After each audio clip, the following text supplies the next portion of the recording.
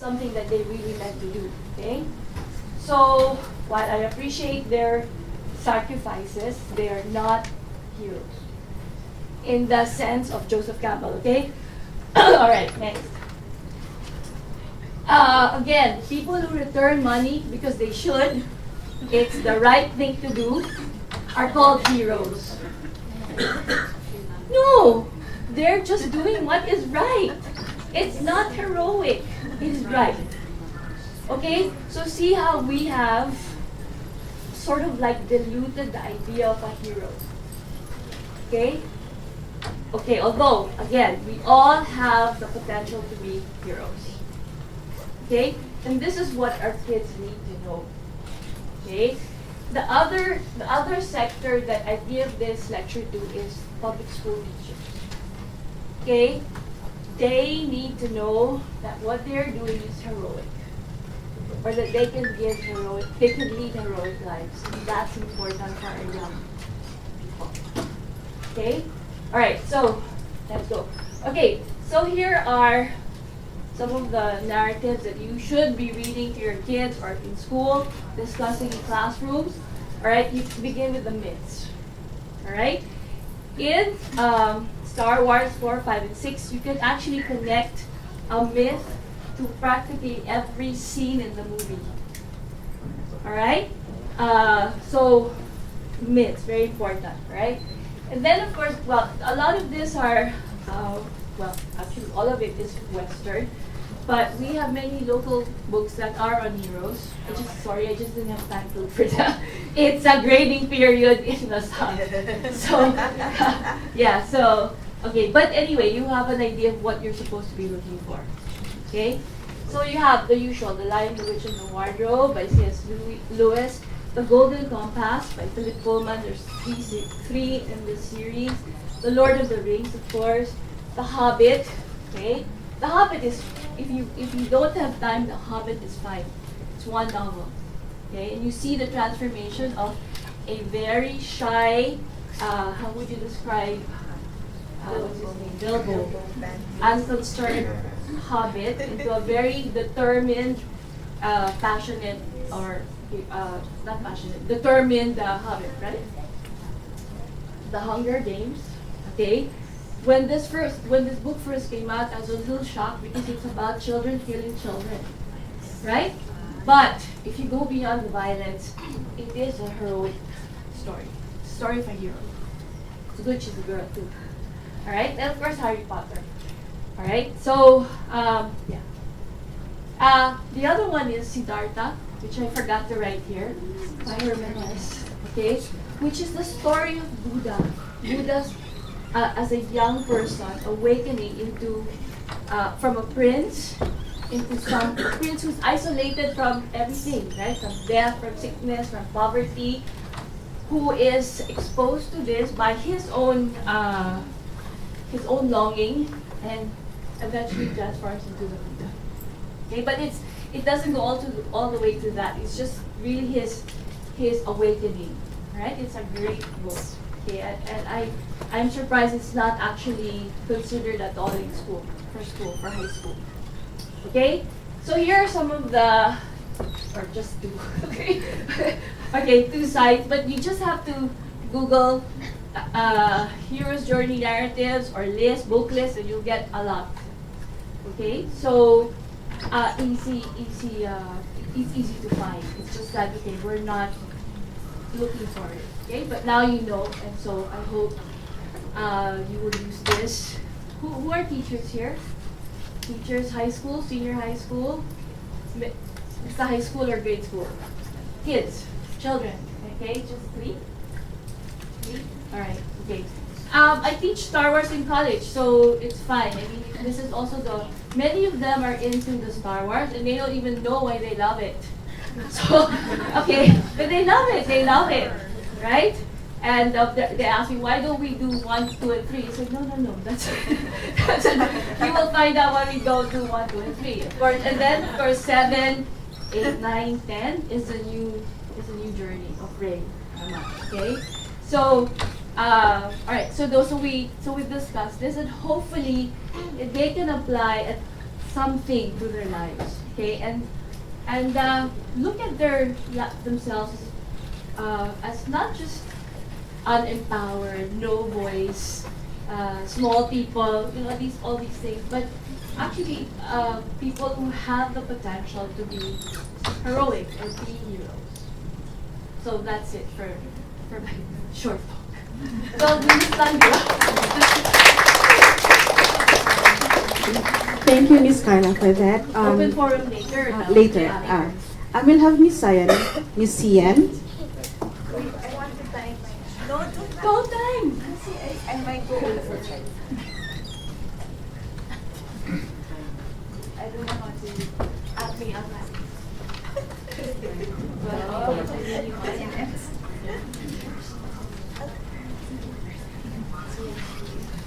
Oh.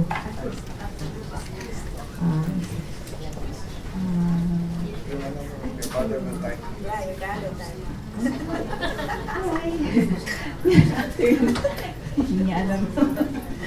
Okay, good afternoon, everyone. I have to begin with what I'm completely fascinated with right now, top of mind, because just last summer, my children were overdoing their internet time and playing and playing on the computer, and I was very worried that their brains would melt.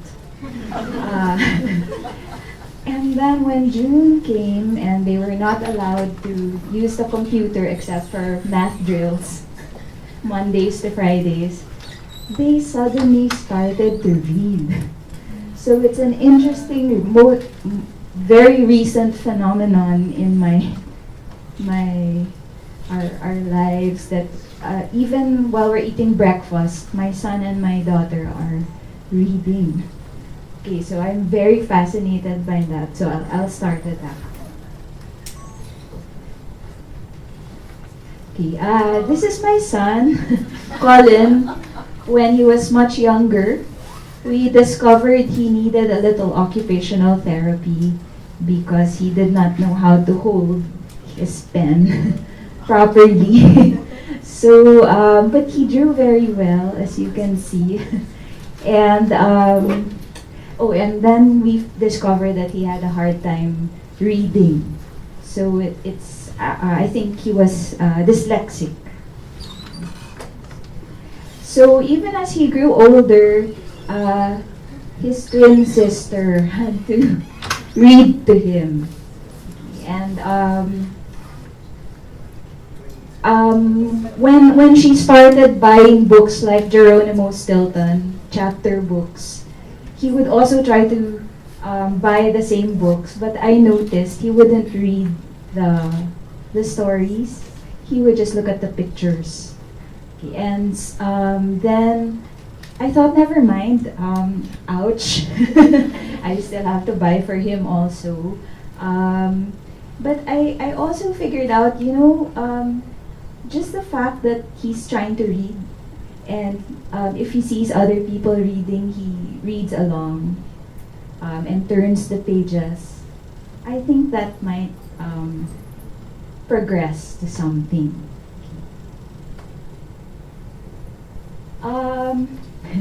Talk about Star Wars. So this is my enemy. No. But I have to remind myself to calm down. Okay, it's okay to give them computer time.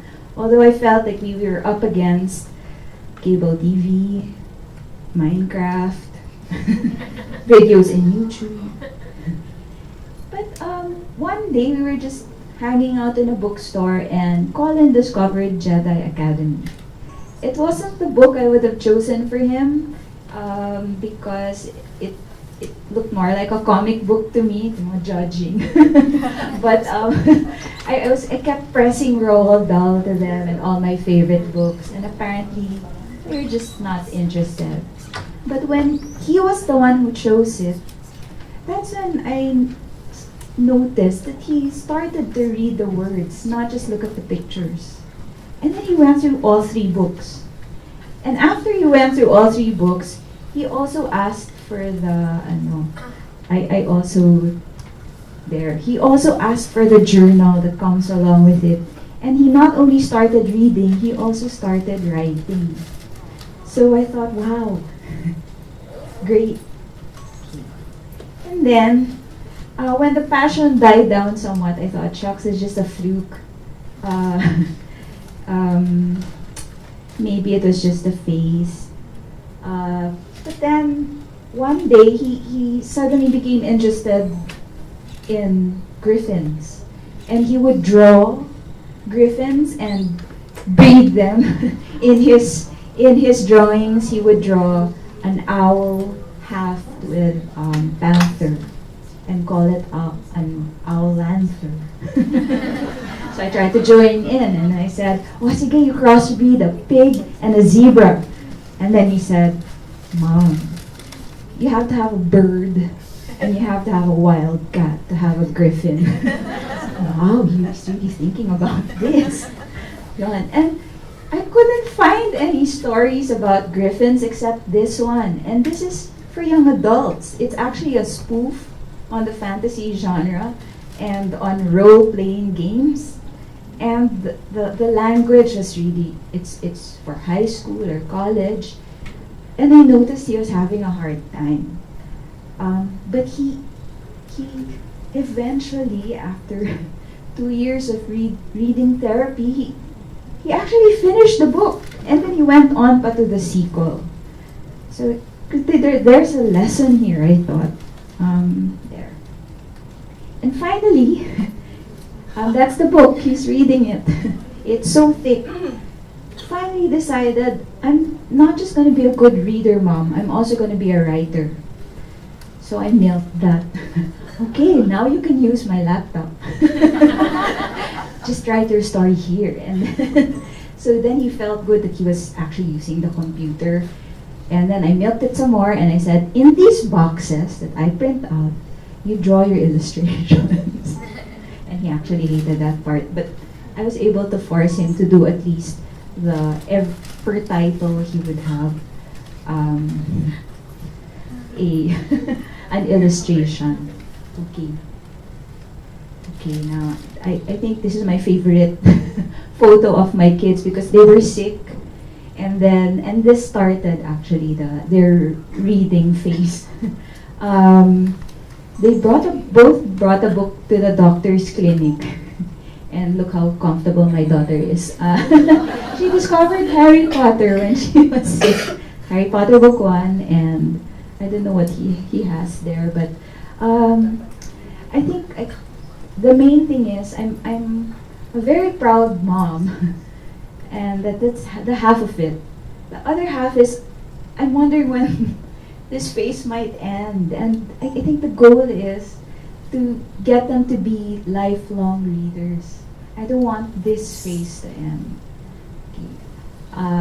There. So I thought I would have 3 thoughts that are actually very obvious, but I feel like I had to experience it to really, really believe it, that there's a book out there for each person, and the child's interest is key. If the child is not interested, it's an uphill climb to get that child to read that book. A loved one's example is important. Fortunately, he goes to a Montessori school and they have reading time. And the great thing about it is everybody has to stop what they're doing, choose a book, and then they just read. And if there's peer pressure, even if you're having a hard time reading, but everyone's reading around you, you're going to at least pretend. And then you're going to turn the pages. And then I guess some of them, because there's nothing else to do, get the hang of it. And then they learn to read. And then I realized there really is a reading-writing connection. So I think later on I'll go to the creative writing part of what could happen in a high school classroom. Um, this is our problem. I don't know how big it will be. I'll just read it to you. But it says here that most students cannot read classical literature well. They cannot have personal involvement with it. Students think of the literature as something they cannot understand, therefore they think they are not intelligent individuals. In an interesting study, Bushman asked students what literature they enjoyed reading, what literature was assigned in the classroom, and what books, if any, they read outside of the classroom. So the results were that students read a great deal in early grades of middle school, but their reading decreases as they proceed into high school. They read what is assigned or do what they have to do to get by. Okay. This literary elitism encourages students to have an unhealthy negative attitude towards their ability, and as a result leads to non-reading when they leave school. If schools and teachers want students to understand what they read, to interact with the literature so that they can make connections to their own lives, to make critical judgments that will enhance their intellectual, emotional, and moral development, and perhaps most important, to become lifelong readers, schools and teachers must evaluate the literature curriculum and make the necessary changes. So what I thought I liked about this book was that it wasn't throwing out studying the classics altogether, but it's like make use of the YA available to get them thinking about the theme, get them to see that there is relevance in it in their lives. So Star Wars first before Oedipus Rex and the Odyssey. Right?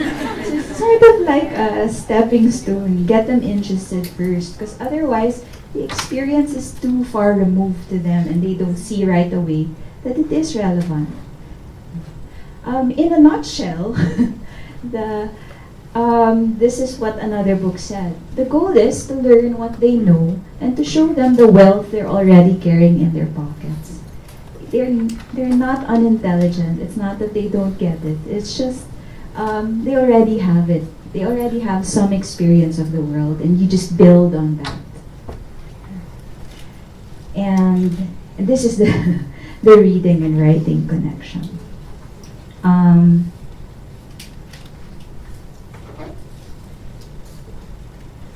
Okay, so if the idea is to get the students involved, then perhaps after reading, it's time to bring a little creative writing into the classroom. Children learn to write from reading and learn to read from writing. Make the students own the story they have just read. And then, so I thought I'd just make quick suggestions of from this book, Nick Coquin. There's a story called The Traveling Salesman and the Split Woman. It's about a bachelor who has a jeepney friend and a snake friend. And it's actually a reimagining of what a manananggal is. Okay, spoiler alert. Okay, so, but anyway, I thought I would imagine that in a classroom you would study how Nicoquien has included other tales into this story, like the Garden of Eden story is involved. And then how Joaquin rewrites the figure of the manananggal, because the manananggal also actually turns out to be an angel on earth. Okay. And after discussing that story, there would be a writing activity like write your own version of a creature from Philippine mythology, and to make that creature a little different from what we're used to. There. And then there's Mystery Sleeper of Balete Drive. So there's fairy tales. It's a hybrid of Sleeping Beauty and Snow White. So you would talk about fairy tale elements, like what elements in Snow White make it a Snow White story? What elements in Sleeping Beauty make it a Sleeping Beauty story? And do you find it in the Mystery Sleeper of Balete Drive? But what did Joaquin add to it? And then you'll get to talk about the Filipino flavor. It actually has some telenovela additions like Rags to Riches and yeah. And then writing activity, write your own retelling of a fairy tale and set it in the Philippines. And then if you kind of feel like your students getting tired of writing, there are other ways, like make a storybook as a group, or if they're more energetic and active, then make them do improv or a play to perform their own fairy tale, just like Nikokin did.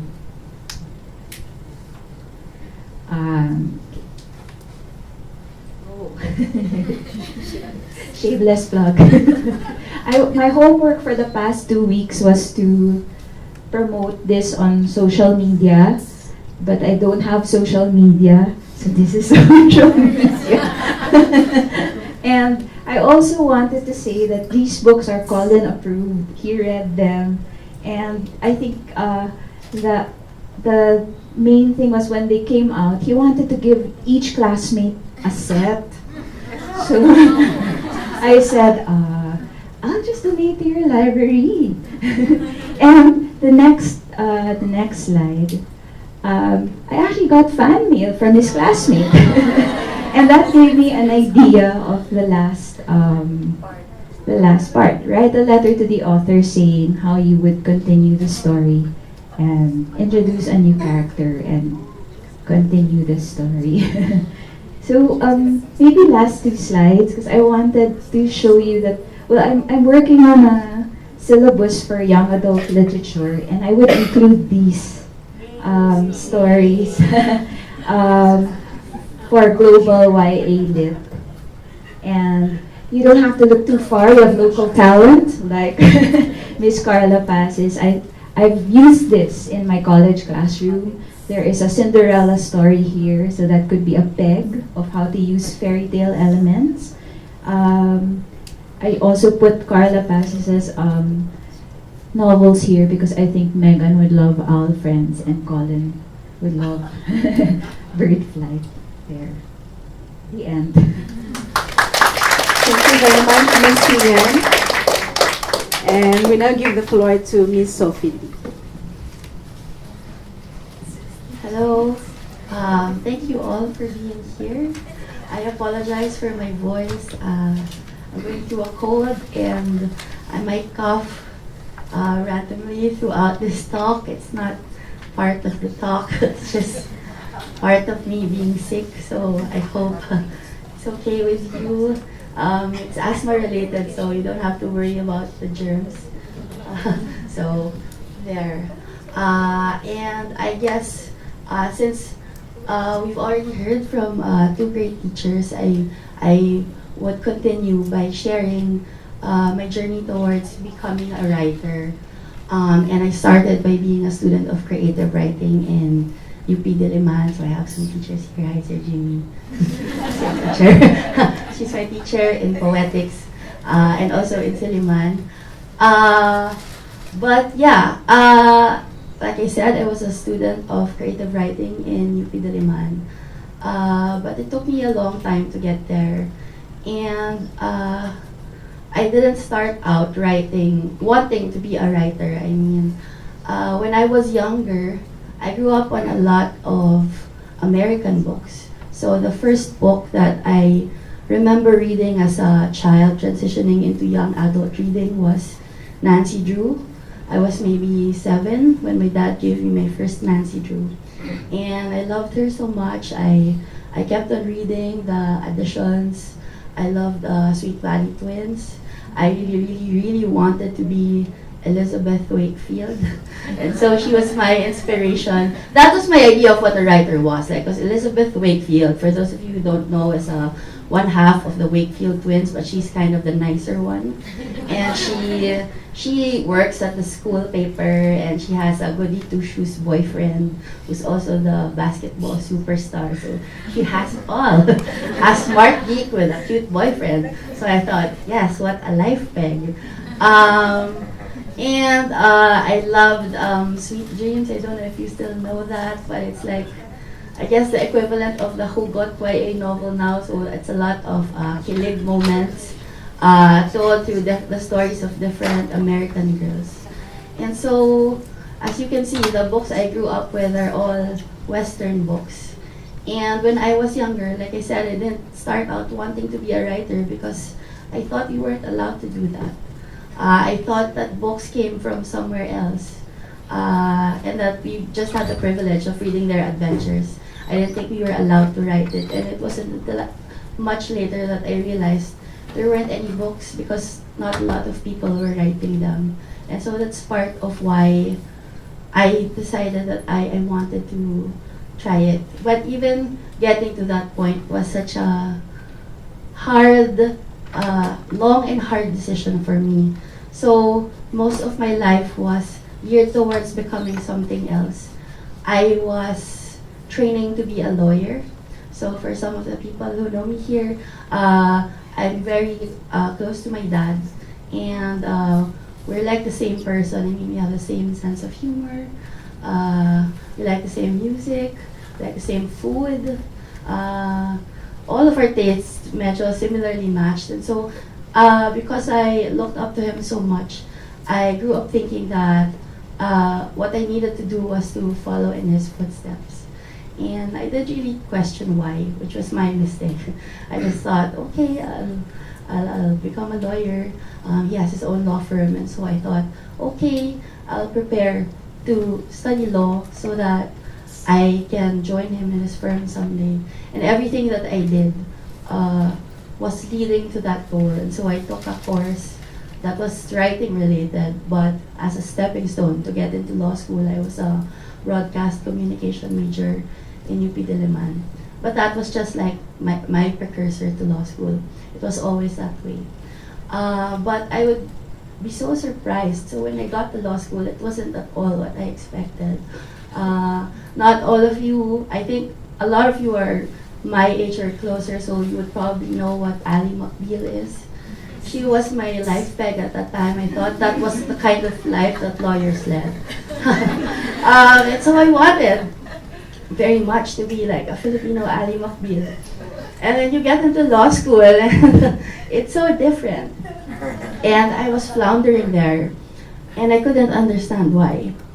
But the funny thing is that I would read the books and answer the tests. And I would come up with completely different answers. Because I was always interested in the wrong things. So the law is decided always on facts. And I always loved to look at more than just the facts. And so my answers would be based on completely different facts because I would imagine backstories for the people in my exams. So parang my teacher would ask me, wait, how do you even come up with this answer? But in my mind, I was like, kasi parang niloko siya nung, like, I think I was being asked to decide if someone who jilted someone else at their wedding was liable to pay for emotional damages. I was like, yes, niloko niya, ganyan. Dahil kong sagot, parang wala naman lahat yun dun sa facts. Yan yung tinuro ko sa'yo. So, and then I had another professor who actually said, you should be writing fiction because my answers in my blue books would read like fictional stories. But of course, I didn't know at that point that that was what I wanted to do. Parang you always hear these horror stories about the kind of lives that writers live. They say there's no money in writing. You can't support yourself by it. You have to be a lot of other things at the same time. You have to have no pride because your books will be there forever and people will know they're not buying it. So parang I didn't think that was what I wanted to do. It seemed like such a scary prospect. And so I graduated law school and I prepared to take the bar. And it would take me, I don't know how I graduated, it's a miracle. Because really, if you ask me a law question now, I wouldn't know how to answer. I hope my law teachers aren't here. So it would take me failing the bar to get started actually.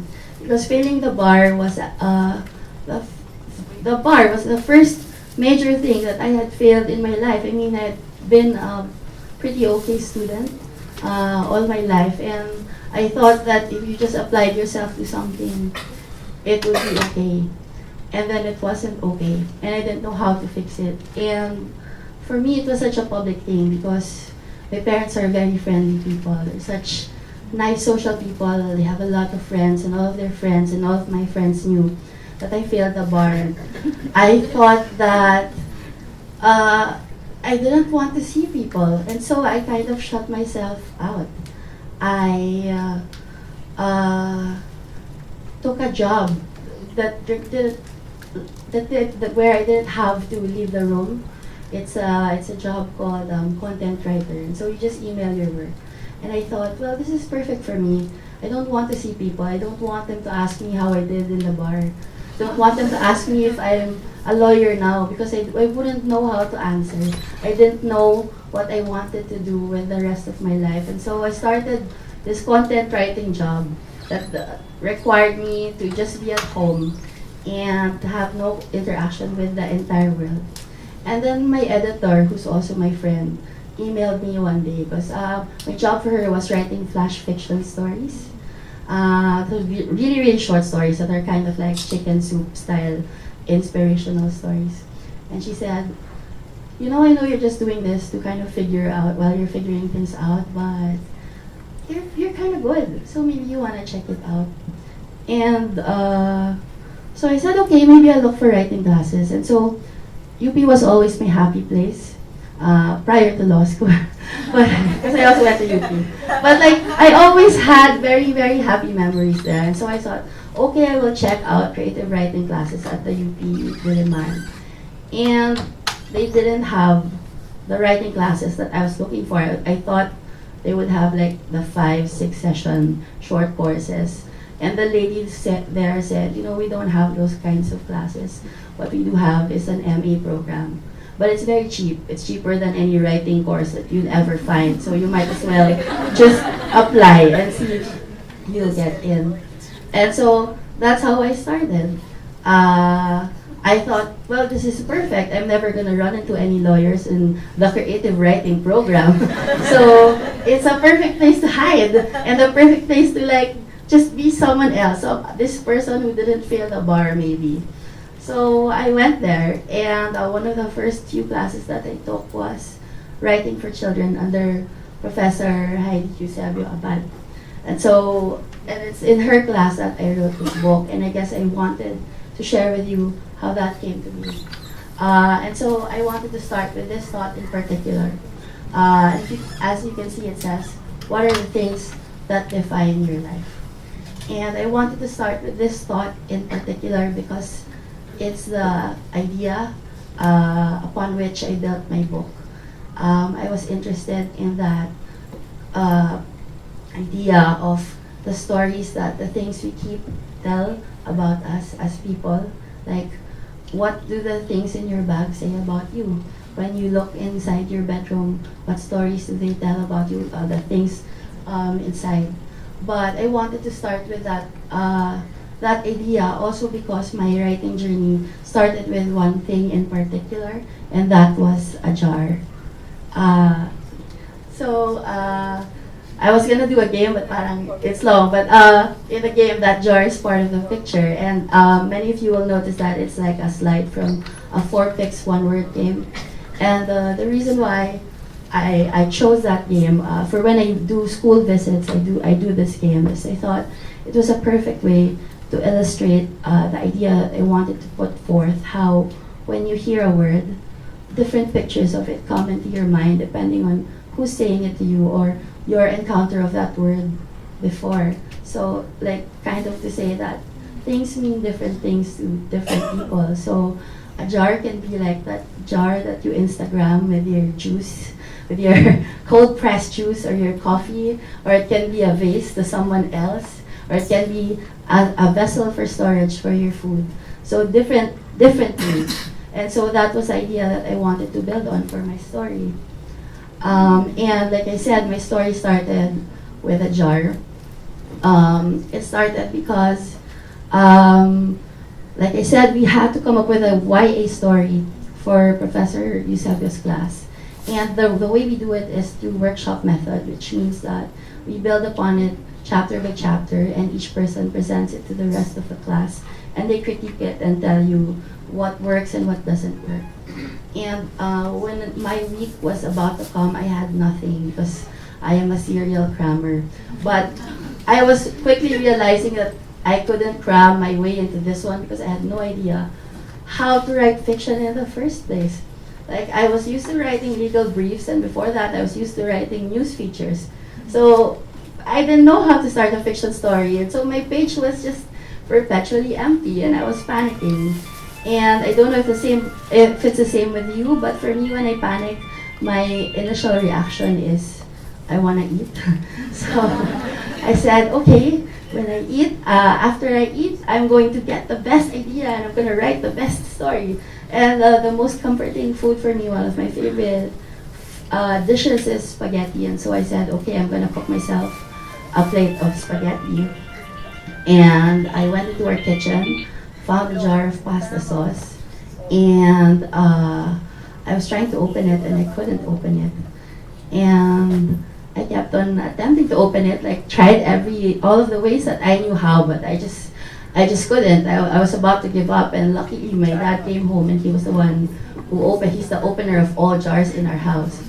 But so when I was able to open that jar of pasta, and as I was cooking the spaghetti, I was looking at the jar, kind of annoyed, thinking, how am I going to live on my own if I am never able to open my own jars?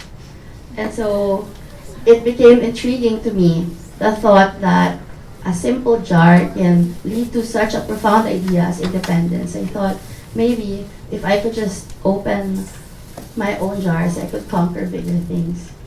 And so that thought kind of gave me the idea for my story. I imagined this girl who was a lot younger than me, who was successfully able to open all of her own jars, and it kind of made me wonder why she would do that. And so I started writing about the story of a girl who was in a kitchen opening a jar without any problem, and I hope it's okay if I read an excerpt of that for you guys.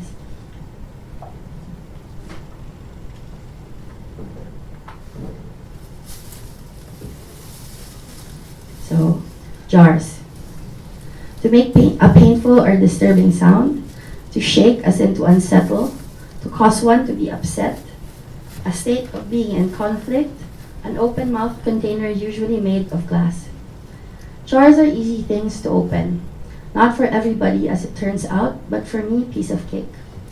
I've been opening jars for as long as I can remember. 8. That was how old I think I was when I opened the jar for the first time. It was a jar of dill pickles that Auntie Jo bought for me during a trip to the grocery.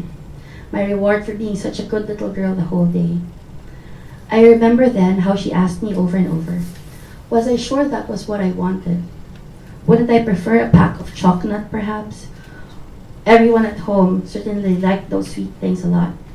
Me, not so much. Those things made me cough a lot. I shook my head no. I wanted those strange alien-looking things that looked like green bloated fingers.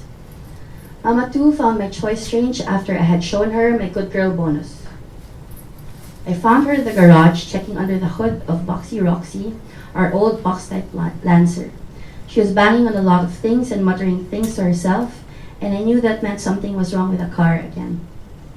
I don't know why, but I thought that seeing those crazy-looking pickles would cheer her up. It didn't. Why would you choose pickles of all things? Mama asked me, in that voice she used whenever I was being naughty. I lowered my gaze, stared at my feet the same way I did when I was being scolded, only this time I didn't know why. I couldn't give her an answer. I stopped feeling like I was a good girl then. I could hear the sounds of my cousins along with other kids outside, playing patintero or agawan bass somewhere out on the street.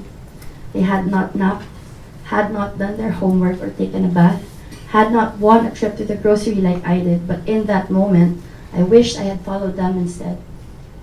You make sure you eat all of that or else, she told me. She dropped Roxy's red-orange metal hood and it snapped shut with a thud. I walked to the kitchen in silence. I wasn't sure if Mama was upset with me or not. I didn't think so. I held out the jar for her to open. Mama shook her head no. You open it, she told me. I turned it, and the lid wouldn't budge. I felt like I was being punished, but I didn't know why. I couldn't understand how someone could get so mad about pickles. They were just pickles. I'm not strong enough to open it, I said. I put the jar of pickles on the counter. They didn't look so cool to me anymore. She didn't open my jar. Instead, Mama opened the cupboard and took out a jar of pasta sauce. She swirled it in her hand, tilted it to its side, and then she slammed it upside down on the kitchen table. It gave out a loud pop when it hit the surface. Once the jar was turned right side up, she opened it without much effort. Strength comes in different ways, Olive, she told me. So that was the initial first chapter that I wrote.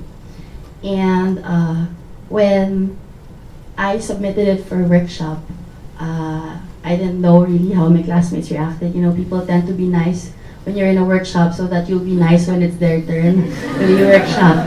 So, and as you know, I was coming from a place where I thought after that failure, everything else that I would be doing would lead to disaster. And so I didn't think much of it, but my teacher, Ma'am Heidi, kind of pulled me to the side and she said, you know, you're a very quiet girl. I was very quiet in that class at the start.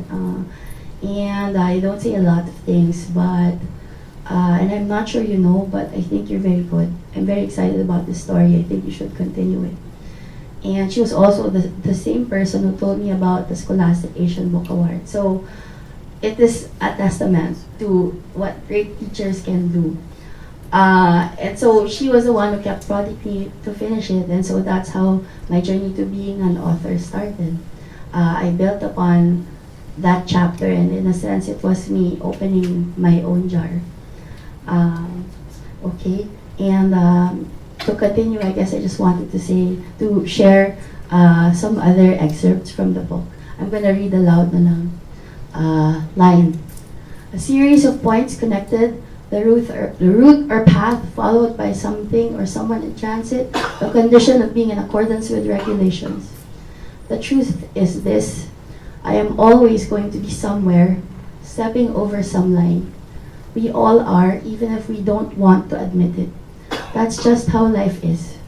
There is only forward or backward, and an infinite line of changes either way. My character, I don't know if you saw in the first chapter, it was about a dark-skinned girl with larger than life hair.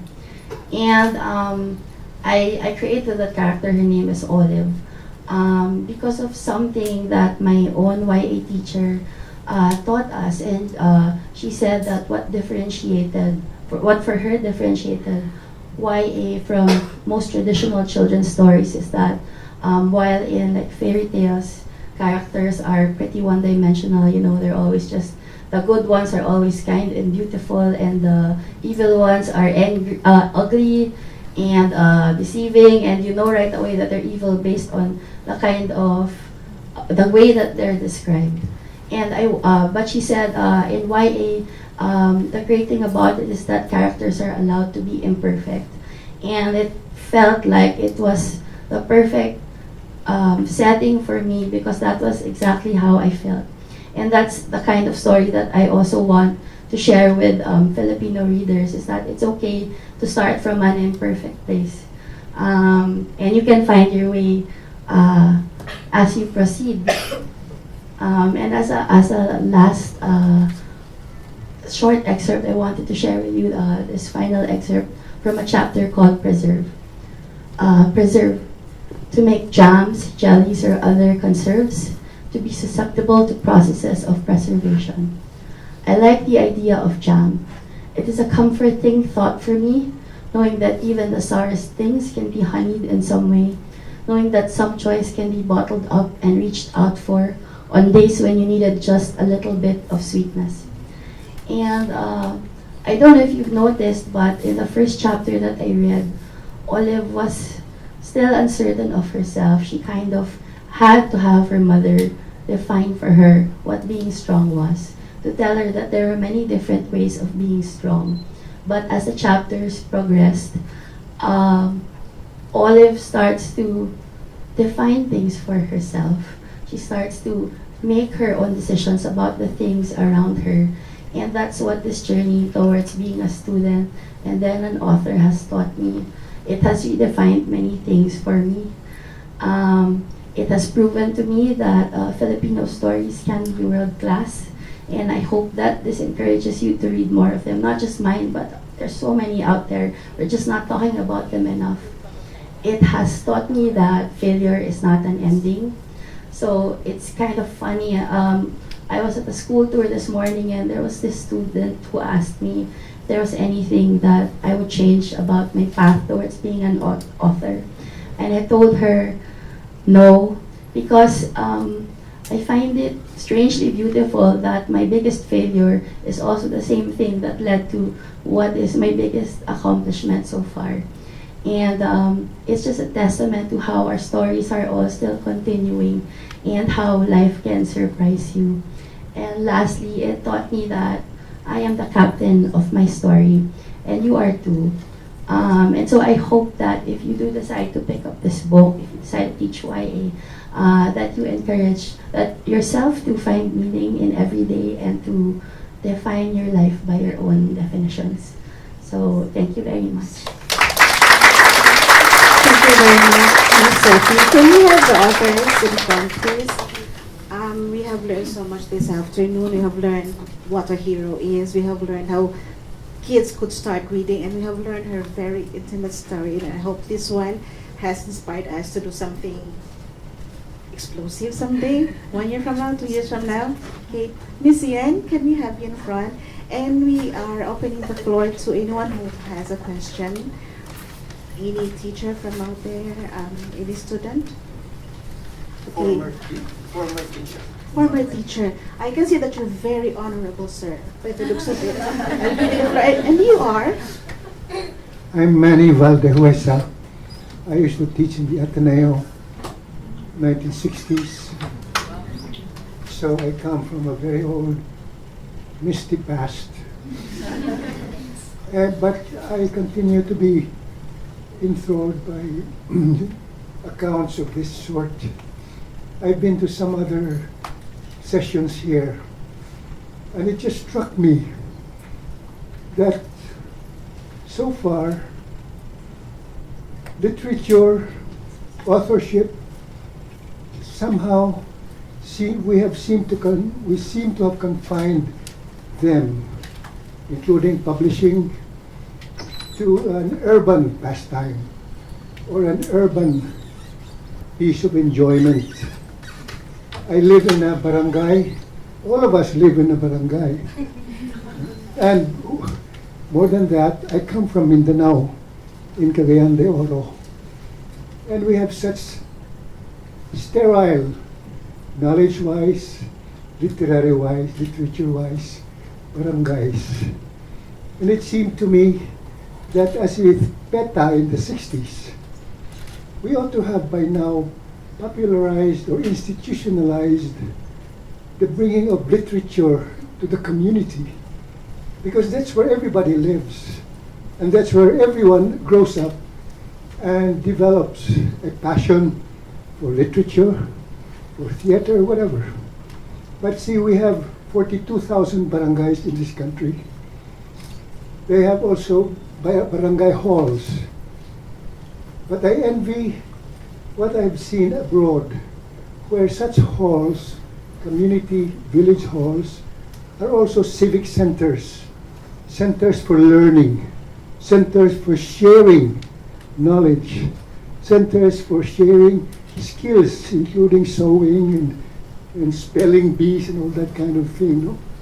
So I just wanted to get this off my chest, because especially for us who are writers in English, we badly need to be translated into all the possible vernacular languages, because that's the only way we can relate to our people. And unless we do as the PETA sociodramas in the 60s did, no? Protesting martial law at that time, no? We cannot encourage translation as a livelihood, authorship as a heroic thing for people And I want to be able to emphasize that I think publishers like Anvil and all the other institutions ought to invest in stocking libraries in the barangay halls so they do not become dirty playing grounds for politicians and petty trapos. Ano, ha? Yun lang po. Thank you. It's not a question, it is a comment. Do you have any response to that, Miss? Okay, actually tomorrow we have a translation discussion. It's at 10 o'clock. Okay, so you might want to attend that. Do you have any question from Yes, Miss? Good morning po. I'm John Pauline M. Sarmiento and I'm a teacher back in Binyan. So, yeah. Yeah, I came there because I wanted to listen to the sentence. Okay. So, it has been an ongoing problem of our country, especially now that children are more on parang using the computer. Okay, so they always use the computer. And whenever I ask students na, do you read or are you interested in reading? What they say is they don't because it's boring. And if they do read, they read stories that are not really, I can say that it's not relevant, but they're not yung things na pinag-aaralan inside a classroom. So, parang as a question lang po, in teaching, especially this, YA, which is underage group. So, applicable na sa kanila yung mga stories. Kasi I'm teaching po senior high school po. Okay. So, dun po sa pagtuturo ng stories na yun, how can I get there, parang, kasi it's already given that they already know critical reading because it's been taught to them every time. Paano po naman yung appreciation? Parang, pwede po bang bigyan niyo po kami ng idea na paano po namin i-get yung interest ng student to read YA, and now that ang binabasa nilang YA is more on Western. Kasi the YA here in the Filipino YA is not that blown up. Yun po yung tanong.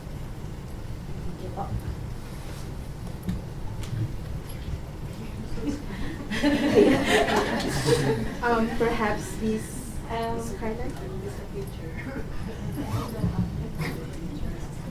I have no answer actually.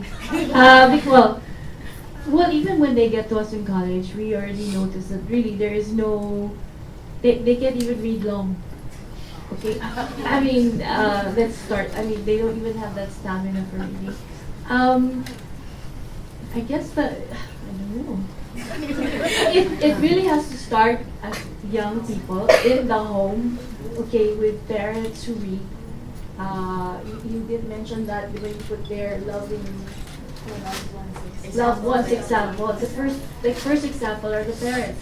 Okay, if you don't have a house, if you have a house without any books, how do you expect kids to read? Right? They will not go to the library. It's something that's not familiar to them. They have no idea what the bookshelf looks like. I mean, I'm exaggerating, but yeah. Well, I've also worked with public school children, elementary, and these are the grade 1 to grade 3. They don't even know how to use a book. They don't know what are the parts of a book because they don't have any books. We take it for granted, right? Those of us who can afford to buy books, they don't even know how to use a book, much less read it, right? But once they start reading, they just get stuck. Except now the next problem is they don't have books to read, or they don't have enough books to read. So yes, I agree with Mr. Manny Valdehuesa. Okay, Mr. Valdehuesa, that yes, we need books at the barangay level, in their language. Yes, and we do have to have a lot of books translated into the different dialects. And we were just talking about that with Dean Alfar, who has so many anthologies, but he said he's not the expert. He's a publisher, right? But he cannot, for example, read a book. I mean, he can't be in charge of translation from Cebuano since he doesn't speak Cebuano, right? So we really have to work on find some way where we can have these kinds of books. Start reading, start young. It's difficult to be a teacher these days. But one positive thing that happened during a very short summer course in Ateneo was that well, I didn't sleep, but I required all my students to write. I forced them to write journals. I even bought the notebooks for them. And to respond to each and every reading that was assigned in class and what it meant to them. And it was a lot of work, and because I just didn't have to respond. I was forced to respond also to, I wasn't just forced to respond, but I was also moved to respond to their issues. Once you get involved with them, and I think it's partly being able to draw them out and finding out their interests also, and then once you earn their trust because you value also what they're saying, then, but it doesn't happen all the time. It doesn't happen to all your students. It's never perfect. And if you have 5 or 10 classes a sem, I understand how it can't be done all the time. But try.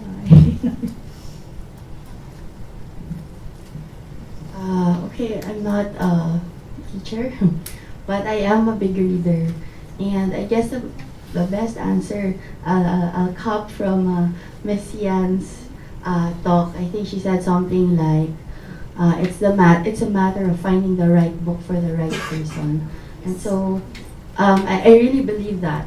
And so if they're not interested in reading your assigned books yet, then give them something that they will be interested in. Whether it's like a zombie, werewolf, love story, or I don't know, whatever new genre there is now, because when they get started, they'll look for more, and that's how they'll continue. I mean, the ones that I started with aren't exactly classic literature. I mean, Sweet Dreams is hardly it's a classic in my book, but I'm sure the purists will say no. But it got me hooked on reading, and that's really all you need. You just need that one book. So maybe it's comic books if their attention spans are very short, or maybe it's a love story if they're in that period of their lives. But like, just show them as many examples of books as possible, and hopefully they'll be exposed to one that will hook them for life. And Miss, this is a tip, okay? You can start sending an email or letter to Anvil asking for some books for education. So you just send, maybe leave a message for Miss Annie Habulan. She's the acting publishing manager. Tell her I said that. Okay, so we have a few minutes for one more question. Anyone? Yes. You are from that school? So good afternoon po. I'm from University of Rizal System Angono campus. So I'm a fourth year Bachelor of Secondary Education student, and next sem we will be deployed as student teacher. So my question is, how can I motivate my future students to read if in their home their parents doesn't have the patience to teach them to read? For example, they are now at this stage na tinatamad silang or ayaw talaga nilang magbasa even if they are adolescents or high school students na po.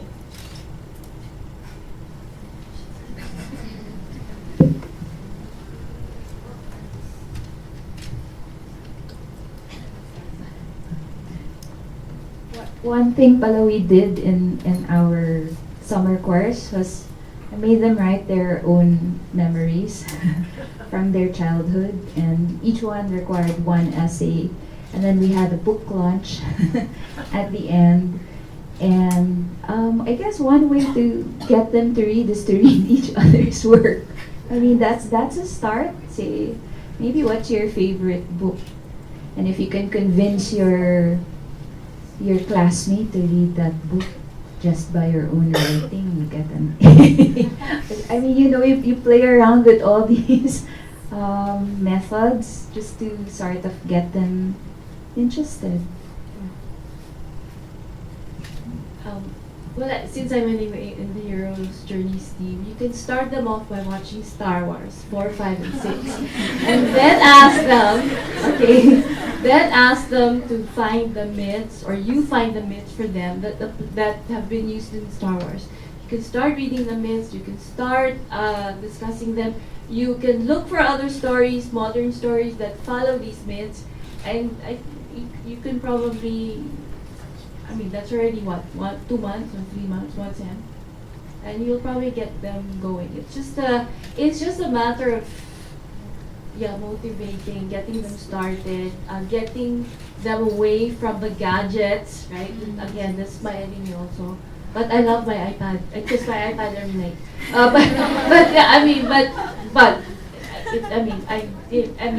Don't encourage your students to be texting or Facebooking in class, right? So it's I think a matter of just introducing them and getting them started. I think what you mentioned something about them not having like a place to read in their house. Parang their parents are not patient. So maybe one way that I could suggest is to create a safe space for them to read the books they like. Like if it takes you maybe providing a few copies, and maybe you can like talk about it like book club style, yung parang chika. But yung things that they're interested in at first, that's a good way because parang talking about it kind of makes it easier to discuss, and also makes you excited to chime in. And so hopefully, if I have a place like that, like right now, I don't know about it. I don't know if this is like me outing myself as a complete geek, but when we were in grade school, we had this subject called SRA. And that was my favorite because I could read to my heart's content.